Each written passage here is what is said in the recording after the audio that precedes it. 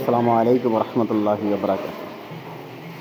আজ 10 জানুয়ারি 2025 শুক্রবার এসেছিলাম বাইতুল মোকাররম মসজিদে জুমার নামাজ আদায় করার জন্য। 10টার সময় আইসা উত্তর গেটে ঢোকার পরে অজু এস্তেঞ্জার দরকার পড়লো। ভাবলাম এস্তেঞ্জা সেরে অজু করে পরে এসে ঢুকবো। এস্তেঞ্জা খুঁজতে খুঁজতে চলে গেল 5 মিনিট।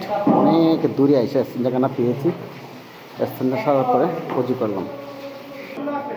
এই যে অজু এস্তেঞ্জার সাথে বাইতুল মোকাররম মসজিদের নিচতলায় এই যে এরকমভাবে টাইমসের দোকান আছে, মুন্না টাইম। ভাইয়ের নাম কি? ভাই আপনার নাম কি? মোহাম্মদ শাহজাহান। হ্যাঁ, যে মোহাম্মদ শাহজাহান ভাইয়ের দোকান খুব সুন্দর। এজেন্ট কারো যদি লাগে এখান থেকে এসে নিতে পারেন ইনশাল্লাহ।